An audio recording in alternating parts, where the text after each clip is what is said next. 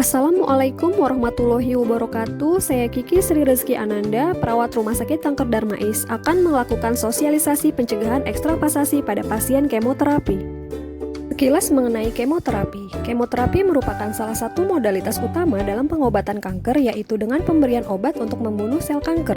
Berikut adalah rute pemberian obat kemoterapi. Salah satu rute pemberian obat kemoterapi yaitu secara intravena. Paling banyak dilakukan, namun perhatikan kepatenan vena untuk pencegahan ekstravasasi. Dan hati-hati penggunaan infus pump atau siring pump.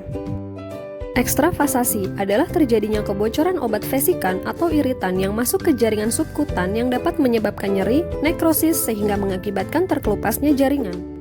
Vesikan adalah obat kemoterapi yang dapat menyebabkan kerusakan yang hebat dari jaringan sekitar sehingga menyebabkan nekrosis. Sedangkan iritan adalah obat yang menyebabkan inflamasi dan iritasi pada vena ketika diberikan secara perifer tidak menyebabkan kematian sel dan kerusakan jaringan. Berikut adalah gejala ekstravasasi. Gejala ini bisa ditemui saat pasien sedang kemoterapi, bahkan gejala ini bisa ditemui di waktu yang akan datang setelah kemoterapi selesai. Tanda-tanda terjadinya ekstravasasi: adanya kebocoran pada infus, tidak adanya blood return, aliran infus lambat, eritema, inflamasi pada daerah penusukan, nyeri, rasa terbakar di sepanjang aliran vena, pasien mengeluh rasa berbeda, adanya pembengkakan pada daerah penusukan infus, dan kualitas vena yang kecil dan rapuh. Berikut adalah grade ekstravasasi.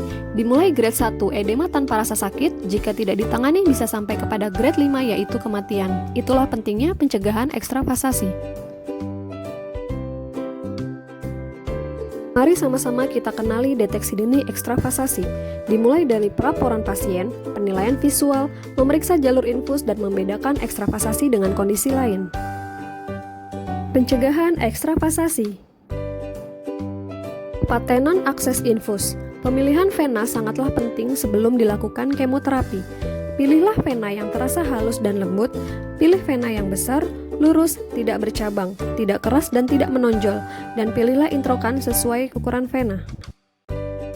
Untuk pemberian kemoterapi yang lama, kolaborasikan penggunaan CVC atau vena sentral lainnya. Untuk kanker payudara atau adanya limfaedema, gunakan lengan yang berlawanan dari yang sakit. Berikut adalah gambaran vena. Hindari pemasangan infus di pergelangan tangan atau siku untuk menghindari pasien beraktivitas yang akan menyebabkan resiko terjadinya ekstravasasi. Kenali perbedaan ekstravasasi dengan kondisi lain. Pada gejala ekstravasasi, munculnya gejala nyeri dan rasa terbakar muncul pada pemberian infus. Dari segi warna, munculnya kemerahan atau eritema di sekitar area infus. Dari segi waktu, gejala terlihat jelas setelah pemberian infus dan gejala menetap. Dan kondisi bengkak sering terjadi dan menetap. Berikut adalah cara pencegahan ekstravasasi. Saat pemasangan infus, hati-hati dalam memilih vena. Bersihkan dengan lembut daerah penusukan. Tusukan kanul di lengan yang berlawanan dari lengan yang sakit. Patenkan daerah tusukan dan gunakan transparan film agar mudah mengobservasi daerah tusukan. Cara pencegahan ekstravasasi. Salurkan obat kemo dengan aliran infus yang cukup sesuai dengan protokol. Cek blood return sebelum memasukkan obat kemo. Langkah ini untuk mengetahui kepatenan akses infus ditandai dengan adanya aliran balik darah pada selang infus. Langkah ini penting dilakukan untuk mencegah terjadinya ekstravasasi.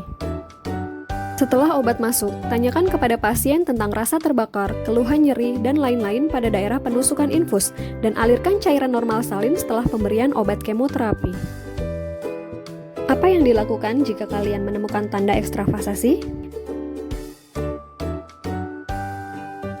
Saat perawat menemukan pasien mengeluh tangan tidak nyaman, nyeri, kebas, dan aliran infus tidak lancar saat kemoterapi, observasi adanya bengkak dan kemerahan dan stop aliran infus.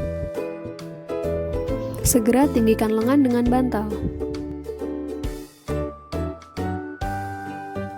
Pasang jalur aman di area pemasangan lain tanpa mencabut introkan yang mengalami keluhan.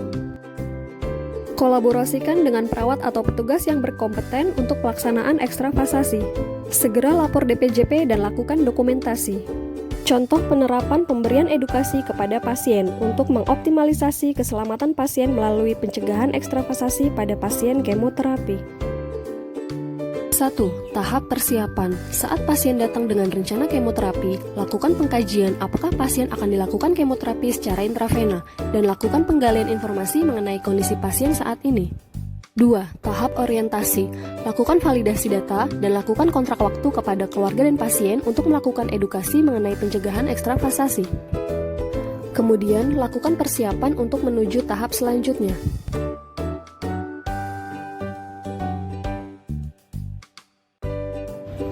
3. Tahap kerja. Jelaskan mengenai apa itu ekstravasasi dan apa yang perlu diperhatikan sesuai informasi yang ada di flyer tersebut.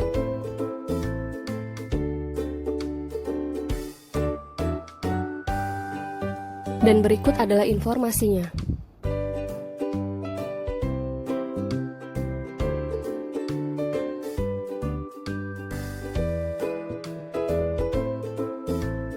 Ajarkan dan arahkan pasien atau keluarga untuk meng-scan kode QR yang ada di flyer tersebut dan klik link yang muncul. Kemudian, jelaskan agar pasien atau keluarga mengisi form pretest terlebih dahulu, dilanjutkan dengan menonton video edukasi pencegahan ekstravasasi, dan diakhiri dengan mengisi evaluasi post-test untuk mengetahui tingkat pemahaman pasien dan keluarga.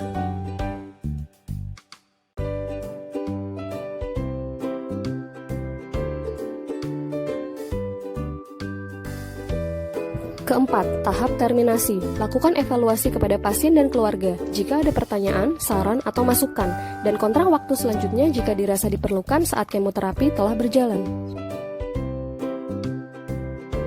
Setelah edukasi selesai, gantungkan flyer edukasi ke tiang infus pasien bersamaan dengan tanda resiko jatuh sebagai upaya pengoptimalisasian keselamatan pasien melalui pencegahan ekstravasasi pada pasien kemoterapi. Dan lakukan dokumentasi.